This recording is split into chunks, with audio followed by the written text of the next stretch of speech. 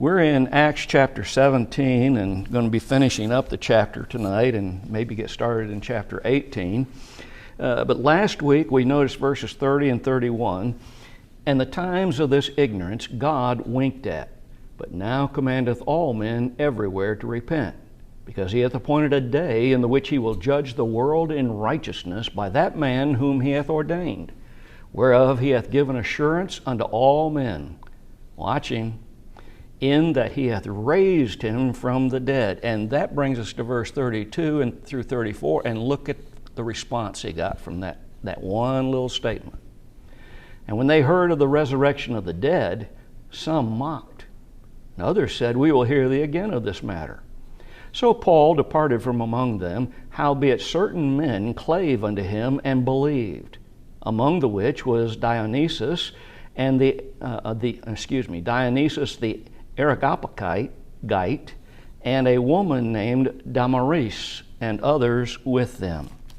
So when the crowd that's listening to Paul hears about this resurrection, he gets three basic responses from the people that are in the audience. And the first response is kalaod adzo, and this means to throw out the lip, that is, to jeer at someone, according to Strong. Thayer tells us it means to mock, to deride, and jeer. So you see the nuances of this word are seen in these two lexicographers. And when you look at Webster's 1828 dictionary, I like his definition. It fits what Strong and Thayer said, but notice what it says: to deride, to laugh at, to ridicule, to treat with scorn or contempt. I think I've mentioned this before, and it bears repeating.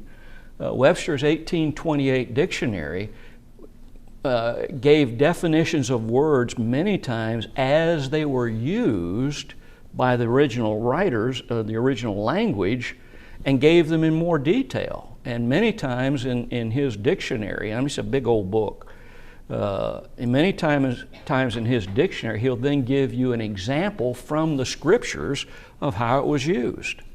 And so Mr. Webster was obviously a man who believed in the Bible. But like many in all times, if they can't see it or touch it or taste it or smell it, then it can't possibly exist. Well, how are you going to taste, smell, etc., a resurrection? If you can't actually see it, and we can't actually see it today, but do we see it? Do you see a resurrection? Every time you read your Bible and say 1 Corinthians chapter 11, do you see a resurrection there? He says, "Till I come." What? They're supposed to continue the observance of the Lord's Supper till He comes. Well, what's that talking about? It's talking about a Savior who is resurrected. He's now with His Father in heaven, and someday He's coming for His own. But why would they mock a resurrection? Well, it fits exactly what we just said. They can't taste it, they can't see it, they can't smell it. No, doesn't exist. Impossible. Greek philosophy, remember, glorified the present and dismissed a hope for the future. The Stoics and the Epicureans both had varying ideas of this. One believed that, when you die, that's it. You're just gone. That's it. The other believed that you were absorbed into physical matter, in essence, is what they taught. So, like a lot of people, when these hearers, some of them, heard the idea that their thoughts about a resurrection were weird, that is, the hearers, not Paul. The hearers is weird. No, that can't happen. But also notice something else he told them. Their thoughts were nothing more than vanity. Worthless. They couldn't achieve anything. I like a quotation. I'm going to read it from a man named Roper.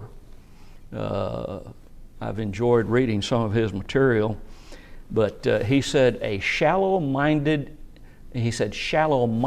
individuals discovered long ago that it's easier to make fun of something new than it is to investigate it, and if you can laugh at it, you can ignore it.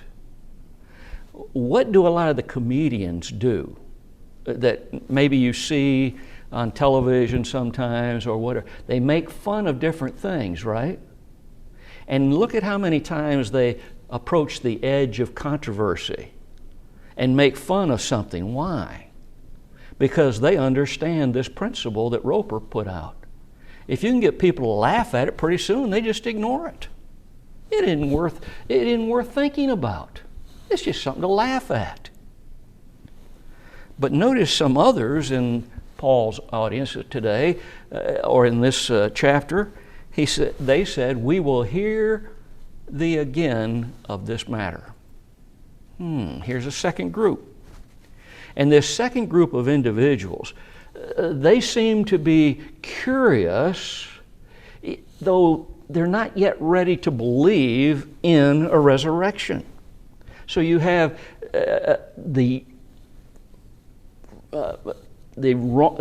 one group saying, "And this is crazy. This can't be." Laugh at it, make fun of it, deride Paul for even talking about a resurrection. But this group is a little bit different. They'll listen again. They're curious, but they have not yet believed in the resurrection. They don't yet believe what Paul's teaching them. The wise in their own eyes are basically represented in these two groups. Many of those who would listen again probably would never obey the gospel. They'd listen a little bit, and when it contradicted their thinking, they'd turn away. Doesn't mean we shouldn't try to reach them. We should. Look at 1 Corinthians chapter 1 and verse 26. "For ye see your calling, brethren," listen to him, "how that not many wise men after the flesh, not many mighty, not many noble." Who would not be called? Well, they get a general calling, don't they? The gospel is for all people. It calls to all of mankind.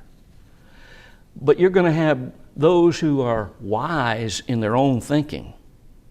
Oh, we're the smart ones. We know what everybody else should be doing. You ever run across a person like that? Pretty hard to tolerate, isn't it? Oh, we're wise. We have all the answers, and we know how society as a whole ought to operate. Sound like something you know about in our government? No matter which one it is or who's running it, they know how we ought to live. Not many who are mighty, those who are powerful, those who have great wealth. Not many who are of, quote, noble birth. Why, they're too high and mighty to associate with the lowly people. Not many of them will accept the call that God makes to them. So what did God do? Well, in verse 27 through 29 of 1 Corinthians, he said, "But God hath chosen the foolish things." Wait a minute. Not many wise after their own thinking, not many mighty, not many noble, of noble birth, if I understand that correctly. Instead, God chose what they considered to be the foolish things of the world to confound. That word confound is interesting. Strong says it means to shame down. Imagine that. Thayer tells us it means to dishonor, to disgrace. God hath chosen the foolish things of the world to shame down the wise. To dishonor and to disgrace the wise. Wise who? Those who are wise in their own thinking. And God hath chosen the weak things of the world to confound the things which are mighty. There's that same word again. To put to shame, to dishonor, to disgrace those who think only mighty things. You know, I met a man one time that he said, Christianity is too easy to obey. And I thought, what? What do you mean? He said, all you got to do is believe and you say, be immersed for the remission of your sins, and you're a member of the Lord's church. He adds you to it. What he wanted was, you tell me to go out and do some big thing in order to be a Christian, and I'll go do it. He thought you had to do some mighty effort of some kind or build some beautiful, that's what they did with the cathedrals. That's why they built such magnificent cathedrals, thinking it would somehow be a credit to them on the day of judgment. And base things of the world and things which are despised.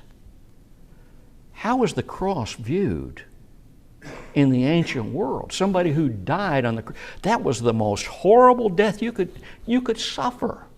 Not just from the standpoint of how much pain it brought to the individual, but because it was just a total disgrace. You were such a wicked, horrible, terrible person that the worst thing they could do to you was put you on a cross.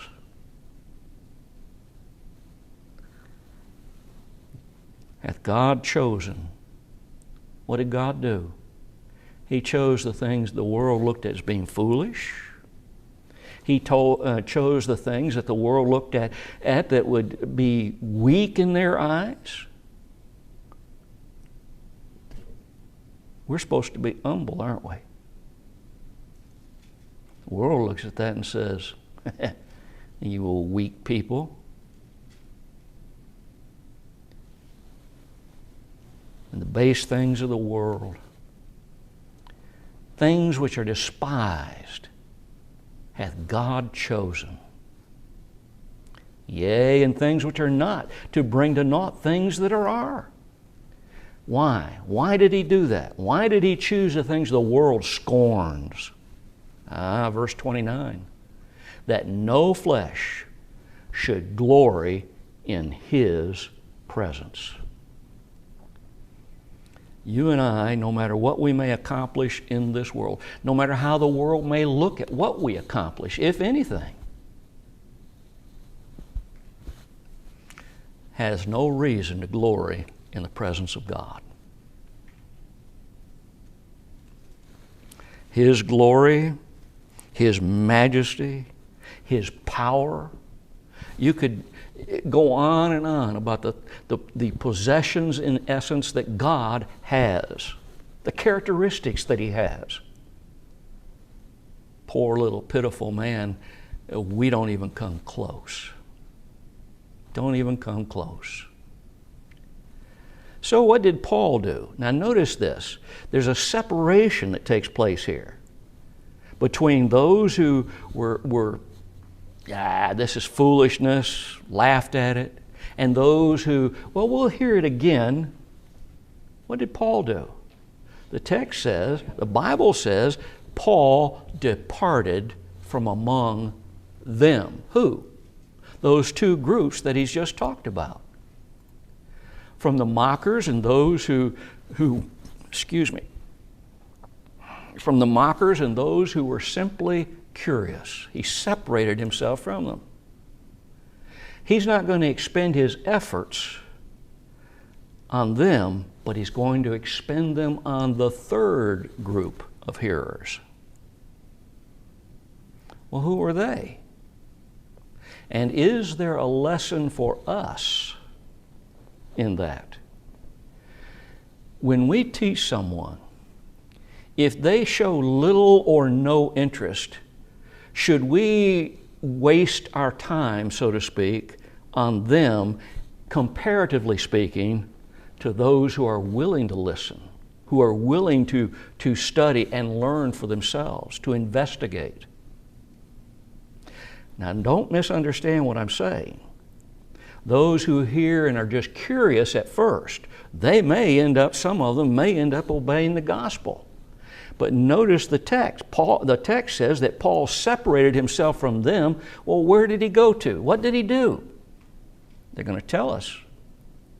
I think there's a lesson there for us. Sometimes we can spend too much time with someone who just is not interested, or is just vaguely interested, or likes to stir up a fuss. And we need to be careful about that. There are other acorns out there that we need to find. Howbeit, he departed from those others. Howbeit, certain men clave unto him and believed. What did this group of hearers do? They clave to Paul. That is, they glued themselves to his teaching. The word clave comes from kolao, and kolao means to glue. That is, to stick, according to Strong. And Thayer tells us it means to glue, to join or fasten firmly together. In the Septuagint version, it's the same word that's used to describe Adam and Eve when God talks about us cleaving one to another. What do? We glue ourselves as husband and wife to each other in such a way that nothing can pull us apart. No outside force can break that bond. That's how we're supposed to be. Unfortunately, one or two might, one of them might say, I'm getting kind of tired of this, and they can break the bond. But you and I, as Christians, when we marry someone, we are to commit ourselves totally to that person, and no one outside of our marriage will ever be allowed to rip us apart. No. That's the same idea here. Same word that's used in the Septuagint. To glue, to fasten firmly together. Y'all know that I like to mess with wood some. I'm kind of getting to where I don't mess with it as much as I used to. But sometimes we got some special glues. and if you do those glues right, and you put two pieces of board together, you're not going to break it where it's glued. It ain't going to happen. You may break off pieces around it, but you're not going to break it apart where it's glued together. That's the concept here. This third group clave to Paul. Well, what's the idea behind that? Notice what follows. They clave to him. Are they Paulites? That is, are they following Paul the man, and so what? Whatever he teaches, that's what we'll follow? No. Look at the next two words. And believed. In other words, they were clinging to, they were attaching themselves to Paul and the soul-saving news that he brought to them. That's what they were doing. But now notice two people are specifically named for us, among the which was Dionysius the Areopagite, and a woman named Damaris, and others with them. Now we're given a group, but we're given two specific names. So among this group, notice that these two names, Dionysius, also has something that follows his name. The Areopagite. What does that mean? Both of these names, Damaris and Dionysius, they're both Greek names, which seems to indicate that they were Gentiles. Now, here's an interesting piece of information for you. The word that we pronounce Areopagite is pronounced a little bit different way. Areopagetes. member of the court held on Mars Hill is the meaning of that word. Do you see what that's saying to us? Paul had talked to the people, the men, and anyone who would listen. Where did he do it? I have trouble with that word. Areopagus. The place where they held court. At the market. Now, that's interesting because he's telling us that this man was one of the members of those who tried cases. In other words, he's pretty high up. In fact, several writers believe, and I don't know that we can prove it anyway, that he was the head man, like the chief of the, in our country, the chief of the Supreme Court. You know, there are 9 justices, but one of them actually rules the body, so to speak. Make sure they follow the rules and all that stuff.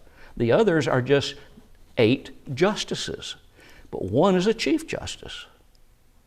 If that was the case, what we're seeing is that somebody of nobility actually obeyed the gospel and glued himself to Paul and the gospel, the good news. Now, regarding Damaris, we know 2 things about her.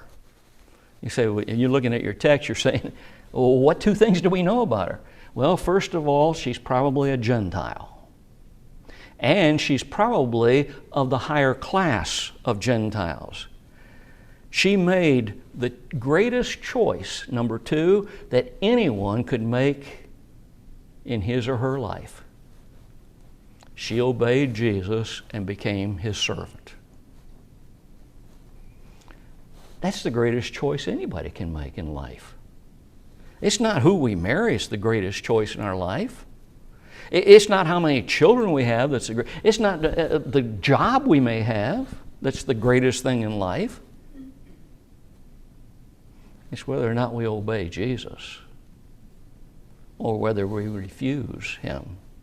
That's the greatest choice. Something else is noticed here, the phrase others with them. The word others is also an interesting word. It comes from heteros, and it means other or different. Strong tells us. Thayer tells us it means the other, another, other. And then Thayer added this note.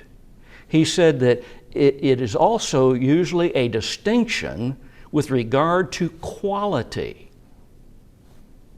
Really?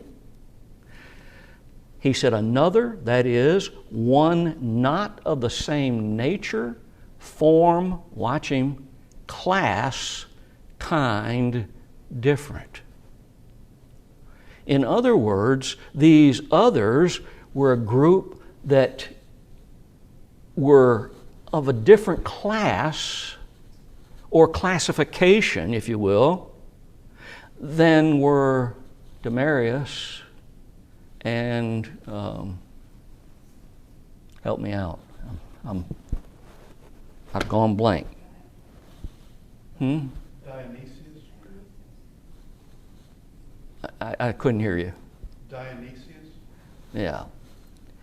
So what this may indicate that is Dionysus and Damaris were the noble class, where these others were of what we would call the common class. People like you and me. We're just members of society. Except we are better than that, aren't we? I'm a priest, aren't you? Yeah. We are God's priest here on earth. And let's follow the example of what a priest was supposed to be with the world around us. Teach them. Help them. Over the years, I've been told by a number, Paul wasn't really very successful there at Athens, was he? Why wasn't he successful? Well, only a few people that we know about obeyed the gospel? Doesn't that just smack of arrogance? Why? The only way you can be successful, they're basically saying, is, oh, you got to convert a lot of people, and then you're successful. But if you just convert a few, well, you know what? Nobody really knows how many Paul may have converted there in Athens, do they? And number two, what is a man profited if he shall gain the whole world and lose his own soul? Jesus let us know that a soul is worth more than the entire world. Isn't that interesting? Oh, but he wasn't very successful, was he? Well, we know that at minimum there were 4 souls that obeyed the gospel. If one soul is worth all the world, then he was pretty successful, wasn't he? You see, Paul, not the philosophers of that day, Paul's the one who won on Mars Hill in Athens. They didn't win. I like a quote that Stringer made that I'll notice right here. He said, Paul would not have failed. Listen to him. He's absolutely right. Paul would not have failed if there had been no converts. Now, when you hear that phrase, first of all, you probably think, oh, wait a minute. Listen to what else he said. For he would have done his duty. Do you sometimes, when you try to teach someone the gospel, when you have some Bible studies with them, and then they refuse to hear any more, they don't want to hear any more, you ever feel like you were defeated? You weren't. You won. Why? Because you did what God told you to do. The failure would have been with those, he goes on to say, who rejected the truth. God's words never return void, do they? Let's look at chapter 18. Or I should say begin chapter 18. After these things, Paul departed from Athens and came to Corinth. Now, he's had, quote, a gospel meeting in Athens. We know of at least 4 converts. And when it says others, that could be 100, it could be 1,000, or it could be just 2, but more than 1. So after these things, what did Paul do? He departed from Athens and went to Corinth. Now, we're not given any time frame as between the time that these events took place at Mars Hill and those who attached themselves to Paul and his trip to Corinth. We don't know. Could have been a week, could have been a month. Personally, I think it was probably more than just a few days because they needed some more teaching, didn't they? And I think Paul would have done that. Now let's look at verse 2. And found a certain Jew named Aquila, born in Pontus, lately come from Italy, and his wife Priscilla, because that Claudius had commanded all Jews to depart from Rome, and came unto them. It might be remembered that Pontus was on the list in Acts chapter 2 and verse 9 of those Jews who had come, or those proselytes as well, who had come to Jerusalem and were there on Pentecost when the first gospel sermons were preached. They were there. And that makes you wonder, well, maybe Aquila and Priscilla were there. Maybe that's where they heard the gospel. That's where they became Christians, because in our text it's obvious that they, at the time that Paul meets them now in Corinth, or found them, that they were Christians. There's no record when they heard or obeyed the gospel, but that they're already Christians. And notice that it's implied Paul found them. Did you notice that? Paul found them. Well, when we say that something has been found, what are we implying? That somebody was looking for something and they found what they were looking for, right? That's what we imply from that word, that somebody found something. Now, we know it could have been done accidentally, but I can't see that being the case with Paul. He goes to Corinth and he found Aquila. And lately come from Italy. They hadn't been there very long. Aquila and Priscilla have not been in Corinth very long. Again, we don't know the time frame, but not very long. Why? Because that Claudius, Emperor Claudius, had commanded all Jews to depart from Rome. Why did he do that? Oh, why? They had to leave Rome. Otherwise, they would probably still been there when Paul went to Corinth. But they left Rome, they had to leave, and now they're in Corinth. Why did they have to leave? Well, there was a tremendous turmoil that had come up in Rome. The Jews were blamed as being the cause of this turmoil. There was rioting and other things that you read from some of the Roman historians of that time. And he blamed the Jews. So he kicked them all out of Rome. You got to leave. Well, you got to leave a place, you got to go somewhere. Aquila and Priscilla went to Corinth. Remember, the Romans would have also been kicking the Christians out, those who professed Christianity. Why?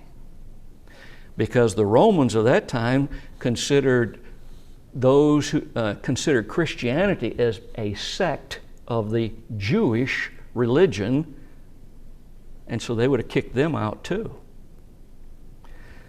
But I think that Aquila and Priscilla, because of the way the text is written, shows us that they were either proselytes or Jews who had been living in another country and took on the name or took on a Gentile name. When we look through the New Testament, we see Aquila and Priscilla mentioned a number of times as Paul's companions. They're his faithful defenders along with him of the faith. And that brings us to verse 3.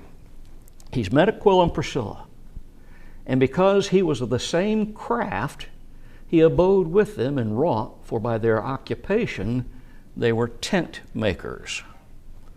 The occupation of Aquila and Priscilla as given as part of the reason why Paul now attaches himself, not the same word, glued, attaches himself to them, staying with them, in other words. They were tent makers. Paul used his skill many times as a tent maker to provide for his own necessities as he traveled, didn't he? The book of Acts shows us that. He used this not only to support himself, but sometimes to support those who were working with him, who were traveling with him. But that word tent makers is also an interesting word. I don't know about you, but there are two ways that I think about tents. I remember as a kid that when the circus came to town, oh boy, what a great time that was. And man, they had the elephants pulling the edges of the tent and raising it up, and that tent was huge. Over 1,000 people could sit in there and watch the arena in that tent. And then there's another kind of tent, the kind of tent we used in the Army. Now, in the Army, we did have big tents sometimes that would house troops, etc., and feed them and all that kind of stuff until permanent buildings could be built. But when you're out in the field, you had what was called a pup tent. You know, just a one-man tent. And if you took your tent and combined it with another person, then you had the space for two, and you get, but still, it's a small tent in comparison to that great big one, right?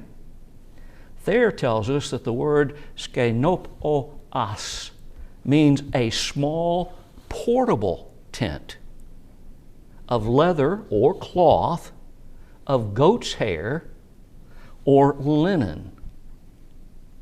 And it was used by travelers.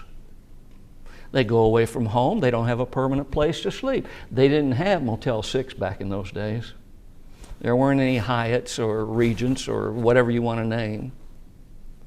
Where are they going to stay? Well, between places where somebody might welcome them into their home in another little town or city or village, they're going to have to sleep out in the open.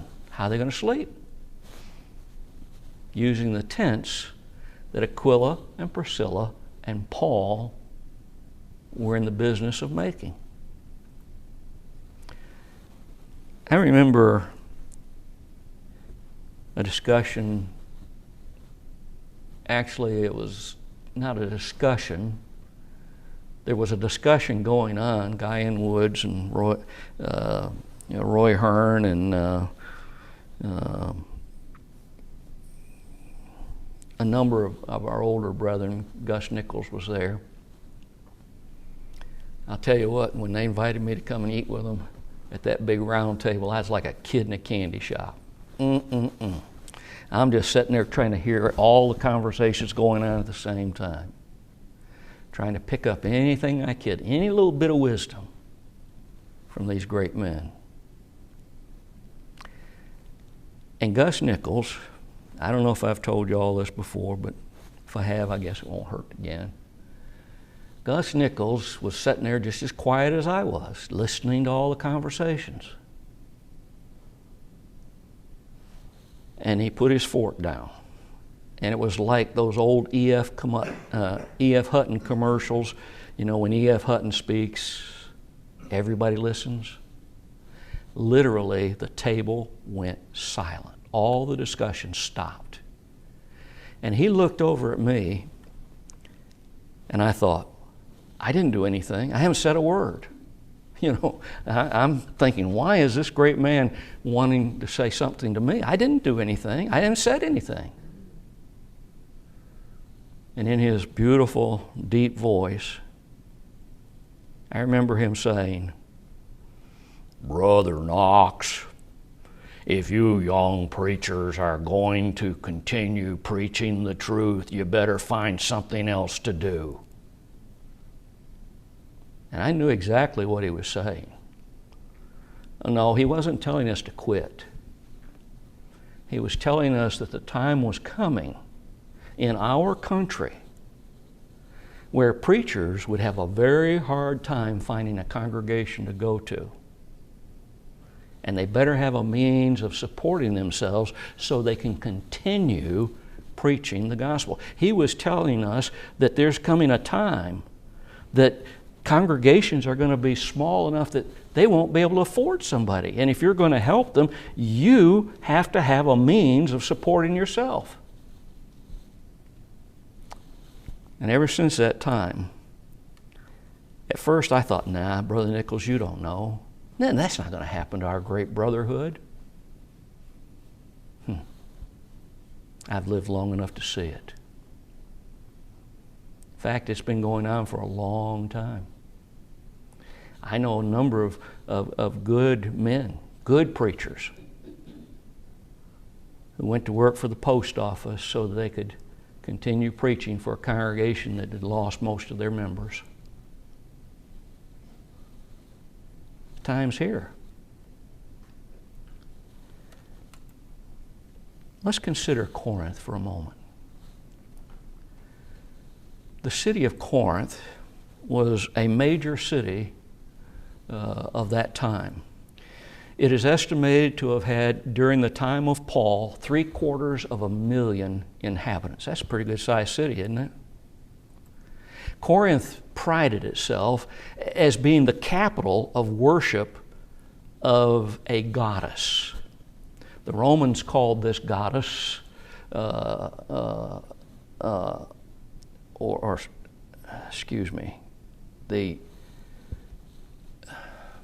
The goddess was called Aphrodite, the goddess of love. Her temple claimed to have over 1,000 male and female prostitutes that made money for the temple by selling themselves. And this city, by and large, was very wicked. Now, that's interesting to me from a number of reasons. I've heard people say, oh, I'd never go to Las Vegas and preach there. Why not? Well, that's such a wicked city. Look at all the stuff that goes on there, all that gambling and prostitution and all of this stuff.